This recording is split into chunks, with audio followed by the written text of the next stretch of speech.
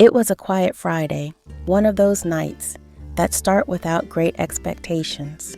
My husband Lucas was getting ready to leave. He had an important work commitment that night, something that couldn't be postponed. I, Mariana, was at home, already accustomed to these occasional absences, but still feeling a pang of loneliness whenever he left. While Lucas got ready, I watched him in silence. He was dressed impeccably in his favorite white shirt and a navy blue tie that I had picked out myself. He seemed focused, mentally reviewing the details of the business meeting. His serious expression contrasted with the calm atmosphere of our living room, lit only by the soft light of the lamp. Before leaving, Lucas came up to me, gave me a quick kiss on the forehead, and said he wouldn't be long. I smiled, trying to hide the melancholy I felt whenever he left. "Take care of yourself," he said, picking up his keys and briefcase. The door closed behind him with a soft click, leaving me alone with my thoughts. The silence in the house was almost palpable. I sat on the couch, trying to distract myself with a book, but the words seemed to float before my eyes without really sticking. I turned on the television, looking for something to occupy my mind, but no program seemed interesting enough. I felt a slight anxiety, a restlessness that I couldn't identify. Little did I know that that night would change everything. The doorbell rang, breaking the silence. I looked at the clock, surprised. She didn't expect visitors. When I opened the door, I saw Roberto, Lucas's best friend, smiling at me. "Hi, Mariana. I was in the neighborhood and thought I'd stop by and see how you were," he said, with that charming smile that always left me a little disconcerted. I invited him in, more out of politeness than desire. Roberto had always been a close friend of Lucas, but I had never spent much time alone with him. He walked in, taking off his coat and settling down on the couch, as if he were a regular visitor. I offered him something to drink, and he accepted a glass of wine. We sat in the living room, starting with small talk. We talked about work, about how Roberto's family was doing, and about Lucas's plans for the future.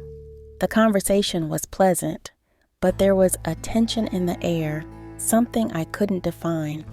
Roberto started paying subtle compliments, commenting on my appearance and how lucky Lucas was to have me.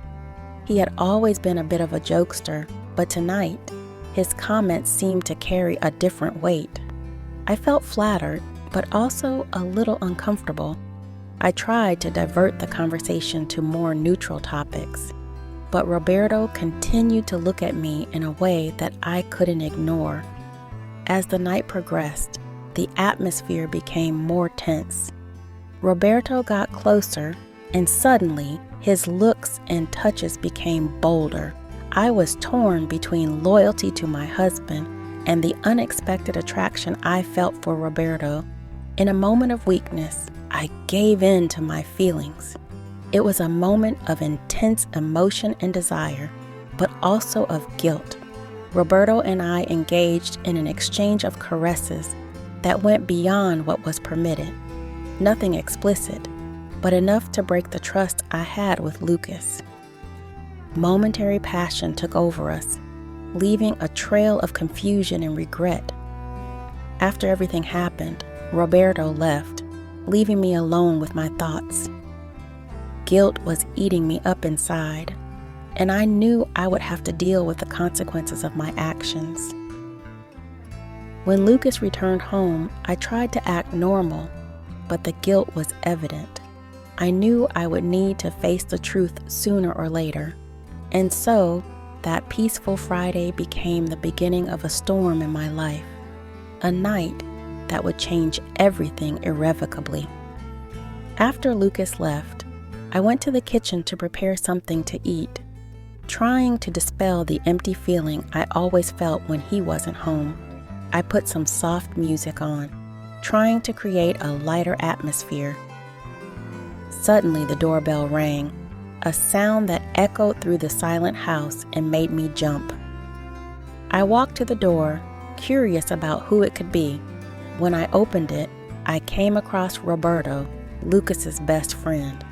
He was there, standing with a relaxed smile, holding a bottle of wine. "Hi, Mariana. I was in the neighborhood, and I thought I'd stop by and see how you were," he said, with that smile that always had something mysterious about it. I was surprised, but I tried not to show it. I invited him in, more out of politeness than desire. Roberto was a familiar figure, but our relationship had always been superficial, based on occasional meetings during dinners or social events. He walked in easily, as if he were a regular visitor, taking off his coat and settling down on the sofa in the living room. "I brought some wine. I thought you might like it," he said, handing me the bottle. I thanked him and went to the kitchen to get 2 glasses. When I returned, Roberto was already comfortable, observing the details of our living room. We sat down together, and he started talking about his day, about work, and about some funny memories he and Lucas shared. As we talked, I began to relax. Roberto's presence was welcoming, and his stories were really funny. But, little by little, I noticed that he was getting closer. His gaze lingered longer in my eyes, and his compliments became more frequent.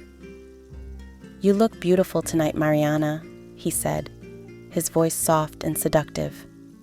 I felt heat rise to my face. "Thank you, Roberto. It's always nice to receive a compliment," I replied, trying to keep the conversation light. But the tension in the air was palpable, an electricity that made the room feel smaller and more intimate.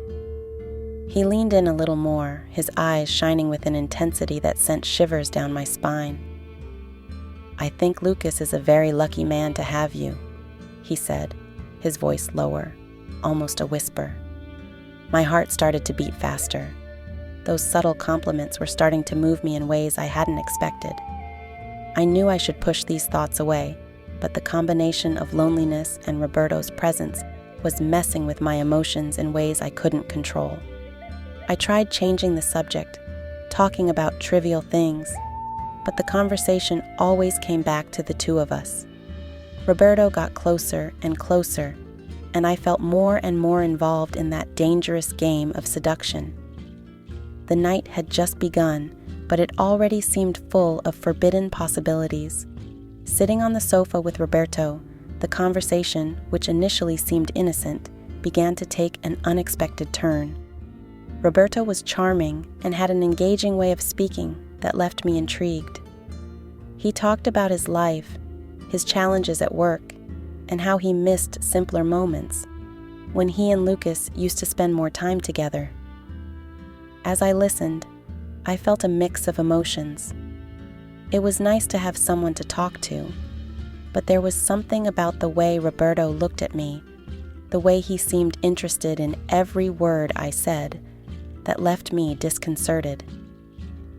"You really know how to make someone feel special, Roberto," I said, trying to keep my tone light but feeling my heart racing. He smiled, that smile that always seemed to have a hidden secret. "Mariana, you're special. I've always thought that since the first time I saw you. Lucas is a lucky man, but I don't think he realizes it enough." His words echoed in my mind, mixing with the soft background music and soft light in the room. I felt flattered and uncomfortable at the same time. It was like part of me wanted to hear more, while another part knew this was approaching a dangerous line. "Roberto, you're exaggerating. Lucas is a great husband," I replied, trying to divert the conversation to something safer. But Roberto was not willing to give up. He leaned closer, his eyes locked on mine. "I'm not exaggerating, Mariana. You know, I've always admired you, the way you take care of Lucas, the way you keep this house so welcoming. And sometimes I wonder if Lucas really appreciates everything you do." The heat in his gaze made my face flush. I do my best, but we all have our challenges," I murmured, trying to ignore the intensity in his eyes. The wine was making me more relaxed, and I knew I needed to keep a cool head. Roberto continued, his voice soft and persuasive. "You deserve to be appreciated, Mariana, and today, here, I just wanted to let you know how special you are." He reached out, lightly touching my leg. It was a gentle touch, but it sent a shiver through my body. I knew I should get up and ask him to leave, but something in me hesitated. There was a part of me that was hungry for that kind of attention, something I hadn't realized until that moment.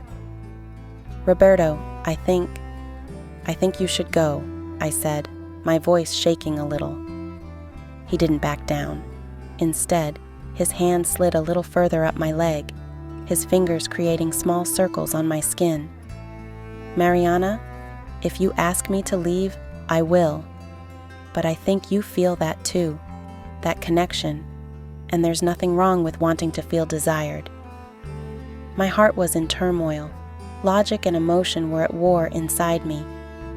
I knew it was wrong, but the way he spoke, the way he touched me, made everything else seem distant and unreal. "Roberto, this is complicated," I whispered, trying to find the strength to push him away. But before I could make any decisions, he leaned in further, his lips inches from mine. "Nothing is complicated when it comes to true feelings, Mariana. I just want you to know how special you are." And then he kissed me, a soft, longing kiss that made the world around us disappear. At that moment, everything changed. The line I never thought of crossing had been crossed, and I knew there was no going back. Roberto's kiss was a shock of reality, and at the same time, an escape from the loneliness I felt. His lips on mine were gentle, but there was an underlying urgency, a need he couldn't hide. At first, I tried to resist, but my feelings were mixed. The loneliness, the neediness, and the attention that Roberto was giving me was something I hadn't realized how much I needed until that moment. When he pulled away, his eyes searched mine, searching for an answer. "Mariana, if you want me to stop, I'll stop now," he whispered, his voice full of sincerity. I should have told him to stop. I should have stood up and shown him the door, but my body was in conflict with my mind. "What are we doing, Roberto?" My voice was weak, almost a whisper. I knew it was a mistake, but part of me didn't want him to stop. "We're just being honest with our feelings," he replied, his hand still stroking my leg. "I'm not asking you to cheat on Lucas. I just want you to feel loved and appreciated, even if it's just for a moment." His words were like a balm for my wounded soul. I knew he was wrong, that this honesty had consequences that would go beyond that night. But at that moment, the need and desire were stronger. I closed my eyes, trying to block out the guilt that was beginning to surface. Roberto approached again, this time more confident. His lips met mine again, and I gave in, allowing him to wrap his arms around me. The heat of his body against mine was comforting, and I let myself be carried away by the moment, forgetting about everything else. Our kisses became more intense, and before I knew it, we were lying on the couch, our bodies intertwined. His hands explored my body with a controlled urgency, and I reciprocated with equal fervor. The touches, the kisses, every movement was a mixture of desire and guilt. I knew it was wrong, but the loneliness and neediness I felt for so long made me ignore logic. Roberto whispered sweet words in my ear, compliments and promises that made me feel special, desired. He knew exactly what to say to make me forget, even for a moment, reality. Then, amidst the whirlwind of emotions, there was an instant of clarity. A small voice inside me screamed that I should stop, that I was about to make a mistake that could destroy everything. "Roberto, we can't do this," I said, my voice shaking as I tried to pull away. He stopped, looking at me with a mixture of desire and regret. "Mariana, I'm so sorry. I just wanted you to know how special you are to me," he said. The sincerity in his eyes was undeniable. Turning away from him, I sat on the couch, trying to catch my breath and my thoughts. What were we doing? How could we let things get to this point? The guilt started to creep in, and I knew I couldn't go through with it. "Roberto, I think you'd better go," he said, trying to sound firm. That was a mistake. I love Lucas, and I can't betray his trust like that. Roberto nodded, understanding the gravity of what almost happened. "You're right, Mariana. It was a moment of weakness. I never wanted to cause problems between you and Lucas. I'm leaving." He got up, put on his coat, and walked to the door. Before leaving, he turned and looked at me one last time.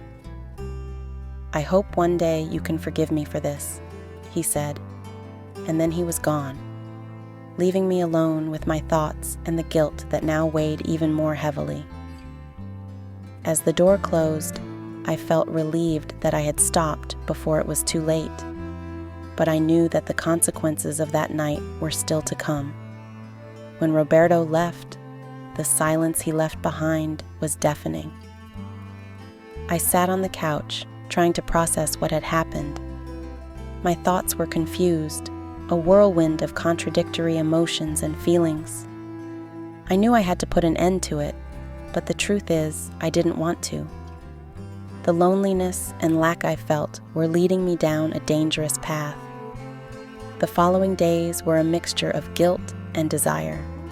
I avoided Roberto, but I couldn't stop thinking about him. And it was in this mix of emotions that, a week later, fate decided to intervene once again. It was a similar night to that Friday, and Lucas had another work commitment. He left, leaving me alone again.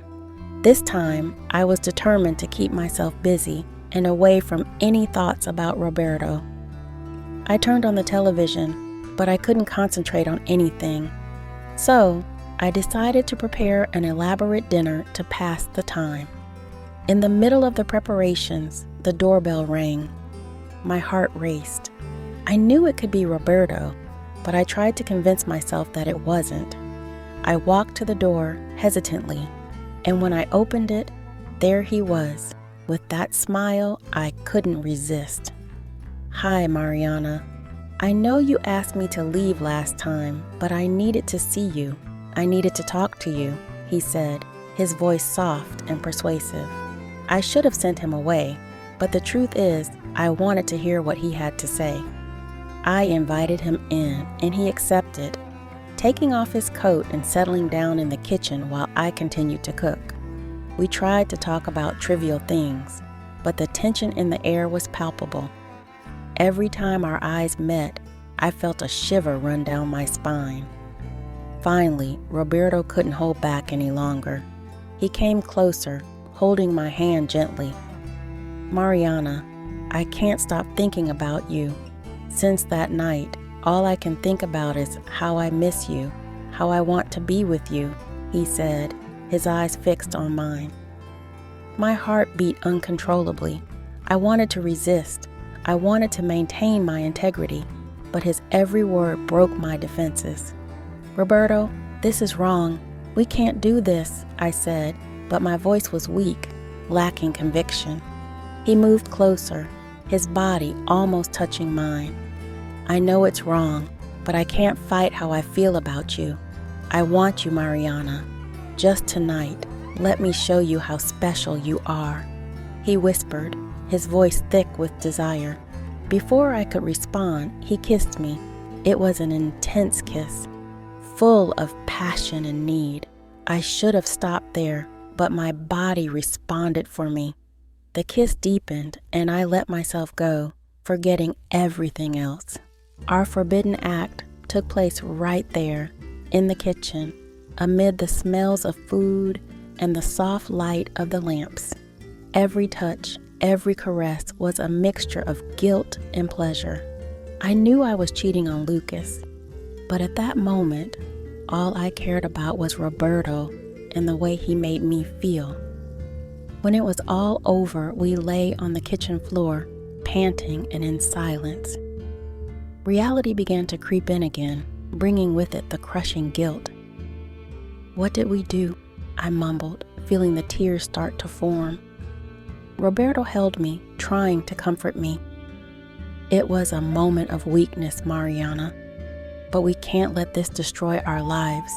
We need to be strong," he said, but his words were weak consolation for the storm of emotions I felt.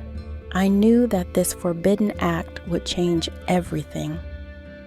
Nothing would be the same between Lucas and me, and now I had to deal with the consequences of my actions. After everything happened, Roberto left, leaving me alone in the kitchen, surrounded by silence and guilt that now seemed even heavier. I sat there on the floor, trying to process what I had done. The tears finally started to stream down my face, and I knew I couldn't take it back. When Lucas came home that night, I tried to act normal. I pretended to be tired and went straight to the bedroom, avoiding any prolonged conversations. He didn't seem to notice my uneasiness, but the guilt was there, like an invisible weight I was carrying. In the following days, Roberto's presence in my thoughts was constant. I avoided meeting him, but my feelings were conflicted. I knew I needed to get away, but the memory of our times together still haunted me. I tried to focus on my routine, on daily tasks, but the shadow of what I did followed me at every step. Then one night, Lucas surprised me. We were having dinner when he looked at me with a serious expression. "Mariana, we need to talk," he said, his voice firm but calm. My heart raced. Did he know? I nodded, trying to hide my nervousness. "Of course. What is it about?" Lucas placed the cutlery on the table and looked me in the eyes. "I feel like you've been distant lately. Is there anything you want to tell me? Anything that's been bothering you?" Those words hit my heart like a knife. I knew this was the moment of truth, the moment I would have to confront the reality of my actions. I felt the tears start to form again, but this time I didn't hold them back. "Lucas, I need to tell you something," I began, my voice shaking. "That night when you left, Roberto came here." He frowned, confused. "Roberto, what was he doing here?" I took a deep breath, trying to find the right words. "He said he was in the neighborhood and decided to stop by to check on me. At first, it was just a friendly visit, but things got out of hand." Lucas remained silent, waiting for me to continue. We talked, drank some wine, and then he kissed me. I should have stopped. I should have sent him away, but I was feeling so alone, so needy. Tears were now flowing freely down my face. "We ended up getting involved, Lucas. It was a moment of weakness, a terrible mistake. I'm sorry. I deeply regret what I did." Lucas remained silent for a long time, digesting my words. Finally, he took a deep breath and said, "Mariana, I'm very disappointed. I never thought you could do this, but I understand that we are all human and we make mistakes." Those words, although harsh, brought unexpected relief. "Lucas, I love you, and I'm sorry I betrayed you. I just want a chance to make things right, to prove that I'm worthy of your trust again." He nodded slowly. "It's going to take time to rebuild trust, Mariana, but if you're willing to work on it, then so am I. Let's try to get through this together." That night, as we hugged in silence, I felt that, despite everything, there was hope. The journey to rebuilding our relationship would be long and difficult, but the first step had already been taken, and in that moment, I promised myself that I would do everything in my power to restore the trust and love between us.